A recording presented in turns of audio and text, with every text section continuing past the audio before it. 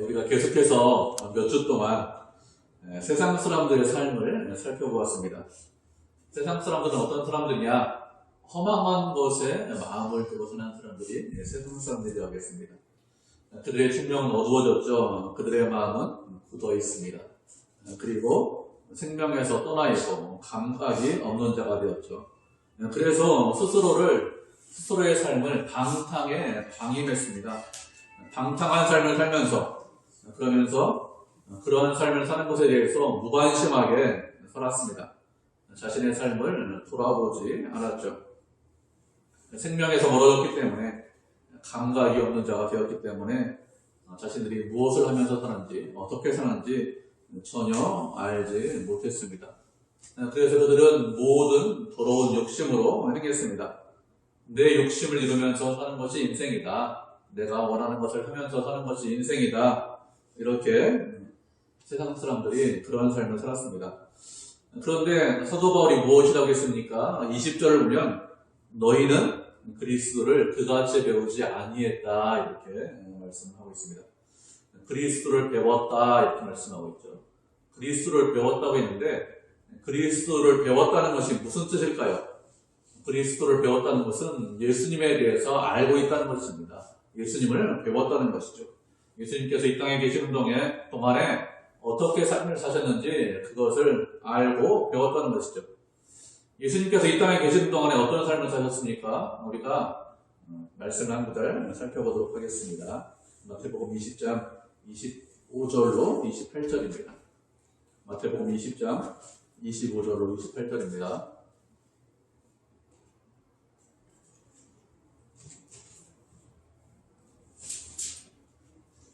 마태복음 20장 25절로 28절 한 절씩 교독하도록 하겠습니다.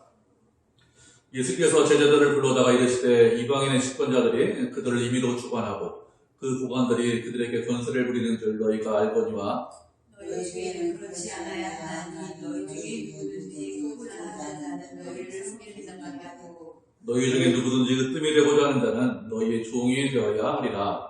인자가 온 것은 섬김을 받으려 함이 아니라 되어 섬기려 하고 자기 목숨을 많은 사람의 대신 불러주려 함이니라. 아멘. 예수님께서 제자들에게 하신 말씀입니다. 제자들은 예수님께서 예루살렘에 입성하는데 왜 예루살렘에 입성하는지 알지 못했습니다. 예루살렘에 입성하시면 그러면 그곳에서 왕으로 등극하실 것이다. 그러면 나도 높은 자리에 좀 올라가야지, 높은 자리를 차지해야지 이런 마음이 있었습니다. 예수님과 3년 반 동안 같이 다녔는데 예수님께서 왜 예루살렘에 올라가시는지 전혀 알지 못했습니다. 예수님께서 십자가를 지시기 위해서 올라가셨는데 그런 것은 알지 못하고 서로 높은 자리를 차지하겠다고 싸우고 다투고 있었죠. 이것을 알고 계시는 예수님께서 제자들을 불렀습니다. 그리고 우리가 제자들이 어떤 삶을 살아야 되는지 우리에게 말씀해 주셨습니다. 세상 사람들은 어떤 삶을 살까요? 세상에서 높이 올라가면 집권자가 되고 고관 대장이 되면 그러면 어떤 삶을 삽니까? 그러면 그들은 권세를 부리는 그런 삶을 삽니다. 사람들을 임의로 주관하죠. 내 마음대로 이 사람 저 사람을 부립니다. 그 사람이 혹시 싫어할 수 있어요. 그 사람이 좀 꺼려할 수 있습니다. 그래도 억지로 그 일을 시키는 경우가 많습니다. 그 일을 하지 않으려고 하면 힘과 권세를 동원해서 자신의 능력을 동원해서 그 일을 어떻게 해서든지 시키려고 합니다. 그것이 세상의 법칙이죠. 힘 있는 사람이 힘 없는 사람을 지배하는 것, 그것이 세상의 법칙이죠. 힘과 권력과 능력과 실력을 가지고 지배합니다. 그런데 예수님께서 우리들에게 무엇이라고 말씀하셨습니까? 우리는, 제자들은 그렇게 살지 않아야 된다 이렇게 말씀하셨습니다. 힘있고 권력이 있습니다. 그러면 어떻게 됩니까? 그러면 섬기는 자가 되어야 된다. 그러면 종이 되어야 된다 이렇게 말씀하셨습니다. 힘과 권력을 가지고 있는 사람이 섬기고 종이 되는 것, 그것이 하나님 나라의 법칙이고 그것이 하나님께서 우리에게 원하시는 삶입니다. 예수님도 그렇게 사셨어요. 예수님도 이 땅에 오셔서 우리를 섬기셨습니다. 예수님은 창조주이십니다. 우리는 피조물입니다. 그렇기 때문에 어떻게 됩니까? 사실은 세상의 법칙대로 하면 누가 누구를 섬겨야 돼요? 우리가 예수님을 섬기는 것이 마땅합니다. 이 세상을 창조하셨고 우리의 주인이기 때문에 종이 주인을 섬기는 것이 마땅하죠. 그런데 그렇게 하지 않았습니다. 주인이 종을 섬기셨습니다. 그래서 우리에게 말씀을 하시는 것이죠. 우리에게 종이 되는 자, 섬기는, 높이 올라가면 종이 되고 섬겨라 이렇게 말씀하셨습니다. 바울이 그런 예수님의 삶에 대해서 배웠다 이렇게 말씀을 하고 있습니다. 왜 배웠다 이렇게 말씀하는 것일까요? 예수님의 삶을 배워야, 그래야 우리도 예수님처럼 살 수 있기 때문에 그렇습니다. 에베소 교회 성도들, 우리들이죠. 그들이 예수님을 믿기 전에는 어떻게 살았습니까? 허망한 곳에 마음을 두고 살았습니다. 생명에서 떠나 있었고 방탕에 방임하면서 살았습니다. 그 마음에, 우리의 마음에 어둠이 가득했습니다. 이런 우리들에게 무엇이라고 하였습니까? 오직 너희는 그리스도를 그같이 배우지 아니했다 이렇게 말씀하고 있습니다. 오직 너희는 이렇게 말씀하고 있죠. 여기서 오직 너희는 누구를 말할까요? 오직 너희는 우리를 말합니다. 에베소 교회 성도들을 말하는 것이죠. 우리는 어둠 가운데 있었습니다. 그런데 알게 되었어요. 무엇을 알게 되었습니까? 우리가 어둠 가운데 있었다는 것을 알게 되었습니다. 생명에서 떠나 있었다는 것을 알게 되었습니다. 생명에서 떠나 있기 때문에 우리 안에서 올라오는 것이 더럽고 추하고 악한 것만 올라온다는 것을 알게 되었습니다. 내가 바르게 사는 것이 아니라 내 욕심을 이루면서 살고 있다는 것을 알게 되었죠. 그런데 이것을 누구만 알고 있습니까? 예수 안에 있는 사람들만 알고 있습니다. 우리만 알고 있습니다. 세상 사람들은 알고 있을까요? 세상 사람들은 알지 못합니다. 세상 사람들은 자신의 상태가 어떤 상태인지 모릅니다. 그래서 여전히 어두운 가운데 있죠. 여전히 어두운 가운데 있으면서도 내가 어둠에 있게 되었다라는 것을 알지 못하고 깨닫지 못하는 것이 세상 사람들의 삶이죠. 그런데 우리는 그렇잖아요. 왜 그렇지 않습니까? 구원받았기 때문에 그렇습니다. 전에는 몰랐는데 구원받고 난 이후에 보니까 세상에서의 삶이 전부가 아니라 다른 삶이 있다는 것을 알게 되었어요. 예전에 어떤 집사님이 자신의 이야기하는 소리를 잠깐 본 적이 있습니다. 이분은 이 아내 때문에 교회를 나오신 분이에요. 어릴 적에 교회를 다닌 적이 한 번도 없다고 합니다. 젊을 때, 어릴 때, 학교 다닐 때 친구들이 교회 다니는 친구들이 있는데 교회 가자 이렇게 권면을 받은 적이 없고 혹시 권면을 받았어도 안 갔을 거라고 해요. 그래서 교회를 이전에 한 번도 다닌 적이 없습니다. 나이를 들어서 아내 때문에 예수님을 믿게 되었는데 예수님을 믿기 전에는 예수 믿는 사람들 참 이상한 사람들이다.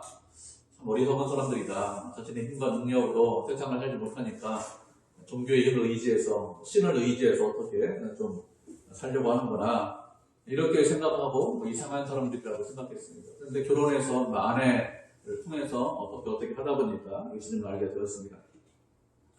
그런데 그분이 하는 말이 예수님 믿는 것이 이런 삶인 줄 알았으면 그러면 진작에 예수 믿었을 것인데 그래서 좀 후회된다 이런 말을 했습니다.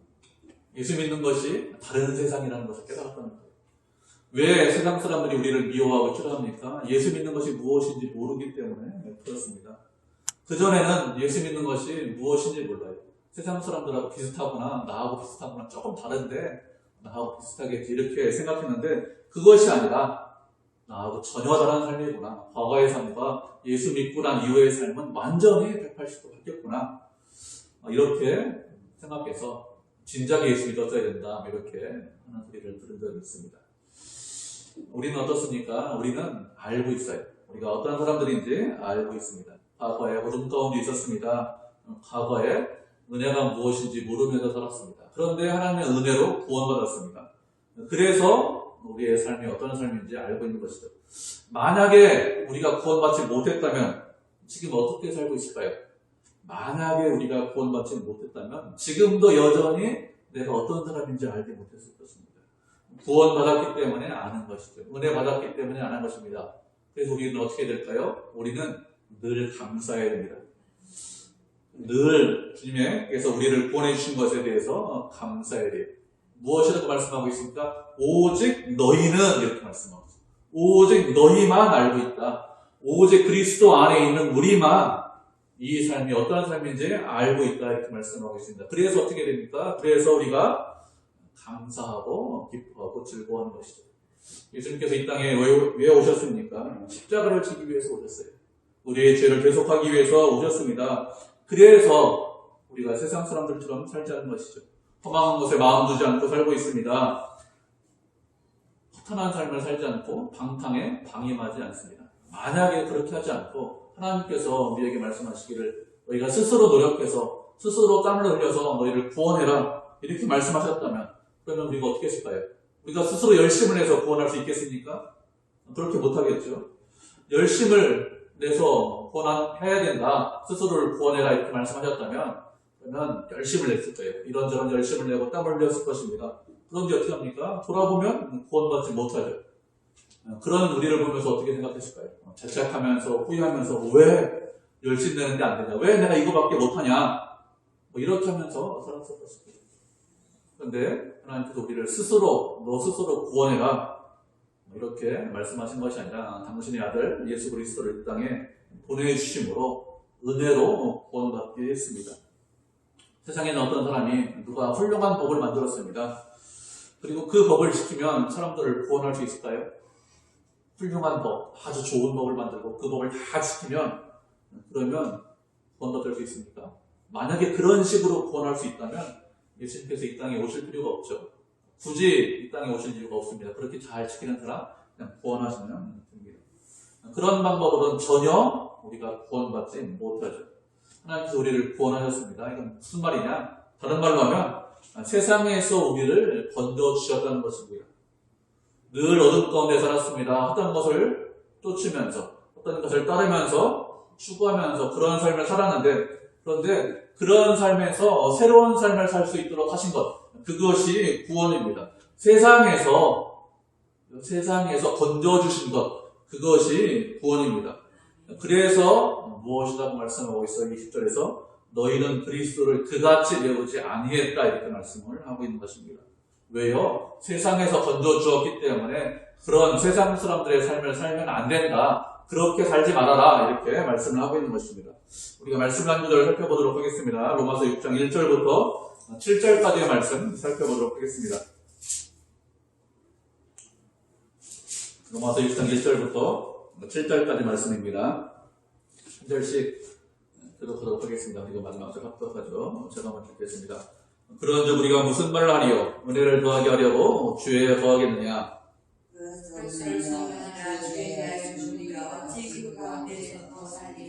무릇 그리스도 예수와 합하여 세례를 받은 우리는 그의 죽으심과 합하여 세례를 받은 줄을 알지 못하느냐?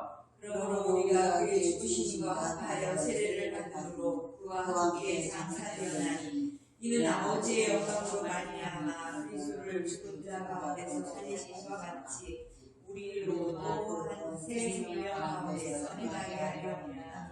만일 우리가 그의 죽으심과 같은 모양으로 연합한 자가 되었으면 또한 그의 부활과 같은 모양으로 연합한 자도 되리라. 우리가 그와 우리 옛사람이 예수와 함께 십자가에 못 박힌 것은 죄와 몸이 죽어 다시는 우리가 죄에게 종으로 다시 아니하려 하니.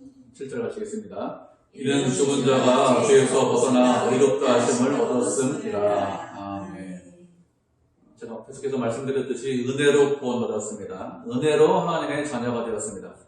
그런데 은혜로 하나님의 자녀가 되었고 구원받았다 이렇게 말씀을 드리면 우리가 느끼는 유혹이 무엇이 있습니까? 은혜로 구원받았기 때문에 그렇지 은혜 받았으니까 더 이상 세상 사람들처럼 살면 안 돼 이런 마음이 있습니다. 또 어떤 마음이 있죠? 은혜로 구원받았기 때문에 그래 어떻게 세상에서 어떻게 살아도 그래도 하나님께서 나를 은혜로 구원하시겠지 이런 마음이 있습니다. 어떻게 살아도 내 죄를 용서해 주실 거야. 그래서 내 마음대로 내 소원대로 살고 싶은 그런 마음이 있습니다. 그런데 무엇이라고 있습니까? 2절을 보면 그럴 수 없다 이렇게 말씀하고 있습니다. 그렇게 살라고 세상에서 내 원대로 내 욕심대로 살라고 하나님께서 우리를 구원시켜 주시고 우리에게 은혜를 베풀어 주신 것이 아닙니다. 그래서 그럴 수 없다 이렇게 말씀을 하고 있는 것입니다. 왜 그렇습니까? 왜 그런가 하면 우리는 죄에 대해서 죽은 자들이기 때문에 그렇습니다. 죄에 대해서 죽었습니다. 무슨 뜻일까요? 죄에 대해서 죽었다는 것은 죄의 형벌을 더 이상 받지 않는다는 것입니다. 예수님께서 이 땅에 오셔서 하신 일이 무엇이죠? 우리의 죄를 대속하기 위해서 그래서 십자가를 지었습니다. 우리의 모든 형벌, 우리 죄에 대한 우리의 모든 형벌을 주님께서 다 가져가셨어요. 그래서 우리는 죄 때문에 더 이상 벌받지 않습니다. 또 우리의 죄를 위해서 죽으셨다는 것이 무엇입니까? 우리는 더 이상 죄의 영향력 아래에 있지 않다 이런 뜻입니다. 과거에는 죄의 영향력 아래에서 살았습니다. 우리가 어떤 일을 해도 그 죄에서 벗어날 수 없었습니다. 그래서 죄 때문에, 그 죄의 영향력 때문에 우리가 어떻게 하지 못했습니다. 그런데 죄에 대해서 죽었기 때문에 이제는 더 이상 죄의 영향력 아래에 있지 않습니다. 세상에서 죄가 있고 시험과 유혹이 있습니다. 그러면 얼마든지 그것을 물리칠 수 있다는 것. 그것이 죄에 대해서 죽었다는 것입니다. 구원받기 전에는, 과거에는 시험과 유혹이 있었습니다. 그럼 어떻게 살았을까요? 시험과 유혹과 죄 앞에서 언제나 무릎 꿇고 살았습니다. 왜 그런가 하면 죄의 영향력 아래에 있어서 그것을 물리칠 수 있는 그런 능력이 없어요. 힘이 없었습니다. 그것이 나를 꼭 붙잡고 있었습니다. 그런데 구원받은 이후에는 그렇지 않습니다. 구원받았기 때문에 시험과 유혹이 없느냐? 그렇지 않습니다. 시험과 유혹이 있다겠습니다. 시험과 유혹이 있지만 그것을 이길 수 있습니다. 예수님께서 기도하실 때 이렇게 기도하셨어요. 하나님, 제가 그들을 위해서, 제자들과 우리들을 위해서 기도하는데 세상에서 그들을 데려가기 위해서 기도하는 것이 아닙니다. 그들을 위해서 기도하는 것, 제자들을 위해서 기도하는 이유가 무엇이냐? 우리들이 다만 악에 빠지지 않고 보존되기를 위해서 기도합니다. 이렇게 기도하셨습니다. 요한복음 17장에 보면 시험과 유혹이 있는데 그 죄악 가운데 빠지지 않게 해달라고 기도를 하고 있는 것이죠. 왜 그렇습니까? 죄에 대해서 죽었기 때문에 더 이상 죄가 우리에게 영향력을 미치지 못합니다. 시험과 유혹이 있는데 과거에는 그 죄와 시험과 유혹에 늘 무릎 꿇고 살았지만 그렇지만 지금은 그렇잖아요. 그것을 이길 수 있습니다. 물론 이기는 것이 쉽다 이런 뜻이 아닙니다. 쉽지 않아요. 언제나 유혹을 이기는 것, 시험을 이기는 것, 죄를 이기는 것은 어렵습니다. 그렇지만 못 물리치는 것은 아닙니다. 물리칠 수 있습니다. 그전에는 아무리 열심히 땀을 흘리고 노력을 해도 물리치지 못했습니다. 그런데 구원받은 이후에는 물리칠 수 있게 되었습니다. 그래서 무엇이라고 말씀하고 있죠? 예수님과 함께 죽었고 예수님과 함께 살았다 이렇게 말씀하고 있죠. 예수님과 연합해 있다 이렇게 말씀하고 있습니다. 바울은 우리에 대해서 언제나 무엇이라고 합니까? 주님의 몸된 교회다 이렇게 표현을 하고 있어요. 교회의 머리는 예수 그리스도이고 성도들 우리들은 뭐라고요? 그 교회의 몸이다 이렇게 말씀을 하고 있습니다. 그렇게 예수님과 우리가 하나인데 예수님께서 죽으실 때 우리도 같이 죽고 예수님께서 다시 사셨을 때 우리도 다시 살아났다고 했어요. 왜 하나님께서 우리를 다시 살리셨습니까? 왜 그런가 하면 새로운 생명 가운데 행하게 하기 위해서 다시 살려주셨습니다. 새로운 사람이 되게 하려고 우리를 다시 살려주신 것이죠. 그렇기 때문에 예수 믿기 전과 예수 믿은 이후의 삶은 다른 삶입니다. 예수 믿기 전의 삶, 그건 과거의 삶이고 그건 죽은 삶이에요. 그렇지만 예수 믿고 난 이후의 삶은 어떤 삶입니까? 새로운 삶이고 생명이 있는 삶입니다. 그래서 우리가 새로운 생명을 가졌기 때문에 새 생명 가운데, 새로운 삶 가운데 거해야 됩니다. 그렇게 하라고 우리에게 새로운 삶을 주신 거예요. 우리에게 생명을 주신 것입니다.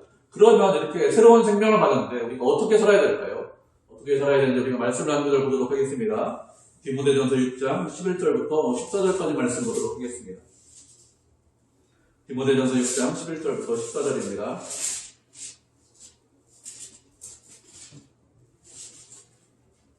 한 절씩 교독하도록 하죠. 디모데전서 6장 11절부터 14절입니다. 오직 너 하나님의 사람아 이것들을 피하고 의와 경건과 믿음과 사랑과 인내와 온유를 따르며 이들의 선한 싸움을 싸워라. 영생을 취하라. 이들의 아내가 부르심을 따르고 많은 증인 앞에서 선한 증언을 하여라. 만물을 살게 하시는 하나님 앞과 본디오 빌라도를 향하여 선한 증거를 하신 그리스도 예수 앞에서 내가 너를 명하노니 우리 주 예수 그리스도께서 나타나실 때까지 흠도 없고 판단받을 것도 없이 이 영광을 지키라. 아멘. 바울이 디모데에게 편지를 쓴 겁니다. 개인적인 편지겠죠. 디모데 전서는 영적인 아들한테 편지를 썼는데 보통 목회 서신이라고 합니다. 목회를 할 때 이렇게 했으면 좋겠다 이런 권면이 많이 있기 때문에 목회 서신이라고 하는데 꼭 목회자들만 읽어야 되는 건 아닙니다. 성경 말씀이기 때문에. 바울이 그 아들을 사랑해서 디모데에게 편지를 썼는데 그 편지 말미에 이렇게 권면을 하고 있습니다. 무엇이라고 권면을 하고 있습니까? 너 하나님의 사람아 이것을 피해라 이렇게 말씀하고 있습니다. 디모데를 부를 때 무엇이라고 불러요? 너 하나님의 속한 사람아 이렇게 하나님의 사람아 이렇게 부르고 있습니다. 왜 이렇게 부를까요? 너는 세상에 속한 사람이 아니다. 너는 하나님에 속한 사람이기 때문에 그래서 하나님의 사람이다 이렇게 부르고 있는 것입니다. 그런데 이것들을 피하라고 했어요. 이것들이 무엇일까요? 이 앞에 있는 것인데 우리가 읽지 않았습니다. 쭉 앞에 말씀을 읽어보면 교만과 시기와 질투와 다툼과 분쟁과 진리를 잃어버리는 것 그리고 부패한 마음 이런 것들을 피하라 이렇게 말씀을 하고 있습니다. 왜 피하라고 말씀할까요? 하나님의 사람인데 왜 그런가 하면 피하지 않으면 하나님의 사람임에도 불구하고 우리도 여전히 그렇게 살 수 있기 때문에 그렇습니다. 말씀에 순종하지 않고 거룩하게 살려고 힘쓰지 않으면 얼마든지 구원받았지만 그렇지만 이런 삶을 살 수 있기 때문에 그래서 피해라 이렇게 말씀하고 있습니다. 말씀에 순종하려고 하고 그리고 거룩하고 순결하게 살고 훈련받아야 그래야 이런 삶을 피할 수 있습니다. 그래서 피해라. 경건하지 못하고 교만한 삶을 피해라 이렇게 말씀하고 있습니다. 그리고 그렇게 피하는 것으로 끝나지 않고 무엇이라고 했습니까? 의와 근본과 믿음과 사랑과 인내와 온유를 따르라 이렇게 말씀하고 있습니다. 경건하지 않고 거룩하지 못한 것을 피하는 것으로 끝나지 않고 어떻게 하라고요? 부패한 삶을 피하는 것으로 끝나지 않고 어떻게 하라고요? 의와 경건과 인내와 온유와 거룩과 사랑과 믿음 이런 것을 따르라 이렇게 말씀하고 있습니다. 따른다는 것이 무슨 뜻입니까? 적극적으로 그것을 행하라는 것이죠. 그냥 거룩하지 못한 거 그것 피하는 것으로 끝나는 것이 아니라 거룩한 삶, 경건한 삶을 살기 위해서 적극적으로 노력하고 열심을 내라. 이것이 바울이 그 아들에게 권면하는 말입니다. 하나님께서 우리에게 원하시는 것이 무엇일까요? 거룩한 삶을 살기 위해서 열심을 내기를 원하십니다. 힘을 다하고 최선을 다하기를 원하십니다. 그렇게 해야 우리가 거룩한 삶을 살 수 있기 때문에 그렇습니다. 사도 바울이 그 아들에게 권면하고 있어요. 근데 무엇을 권면하고 있습니까? 아들아, 지금 세상에 로마가 지배하니까 그 로마를 다 복음화시켜라. 이렇게 권면하고 있습니까? 세상을 변화시켜야 돼. 이렇게 권면하고 있습니까? 아니죠. 그런 거 권면하고 있잖아요. 어떻게 하라고요? 너 거룩하게 살아야 돼. 너 부패한 것을 피해야 돼. 이것을 권면하고 있습니다. 거룩한 것이 무엇이라고요? 의와 경건과 믿음과 사랑과 인내와 온유. 이것이 거룩한 것입니다. 어떻게 거룩해야 됩니까? 예수님을 따라가고 예수님을 닮아가는 것. 그것이 의롭게 사는 것이고 거룩하게 사는 것입니다. 바울이 디모데에게 권면하기를 대단한 업적을 남겨라. 세상에서 훌륭한 사람이 되어라. 이렇게 말씀하고 있지 않습니다. 다 권면하는 내용이 무엇이죠? 다 권면하는 내용이 성품적인 거예요. 성품적인 것. 우리가 잊지 않으셔야 됩니다. 예수님을 따라가고 예수님과 닮아가고 또 예수님하고 붙어 있어야 나오는 것들. 그런 것들을 권면하고 있습니다. 왜 그렇습니까? 그것이 하나님의 뜻이기 때문에 그렇습니다. 하나님께서 우리에게 원하시는 것이 무엇입니까? 세상에 나가서 세상을 변화시키는 것. 그것을 원하십니까? 맞아요. 그것도 맞습니다. 근데 그 이전에 우리에게 원하시는 것이 무엇일까요? 그 이전에 가장 중요한 것이 무엇이냐? 우리 자신이 바뀌는 거예요. 우리 자신을 변화시키는 것입니다. 우리 자신이 바뀌기를 원하십니다. 하나님 사람처럼 되기를 원하세요. 그래서 우리를 구원시켜 주셨다니까요. 그리고 그 이후에 세상을 변화시키는 것이지 그렇지 않고 세상에 나가서 복음 전하자, 세상을 변화시키자. 그것은 그 다음 차선의 문제입니다. 우리 자신을 변화시키죠. 우리가 다른 사람을 세상을 살다 보면 다른 사람을 욕할 수 있습니다. 왜 그렇게 사냐? 저 사람 저 훌륭한 사람인데 왜 저렇게 살까? 욕하고 손가락질 할 수 있습니다. 우리에게 원하시는 것은 그게 아닙니다. 내가 변하는 것입니다. 내가 하나님의 사람이 되고 내가 거룩한 사람이 되고 내가 의로운 사람이 되고 내가 예수님을 닮아가는 사람, 따라가는 사람 그런 사람이 되는 것. 그것이 하나님께서 우리에게 원하시는 것이죠. 이런 삶을 어디에서 살아야 됩니까? 우리 일상에서 사셔야 돼요.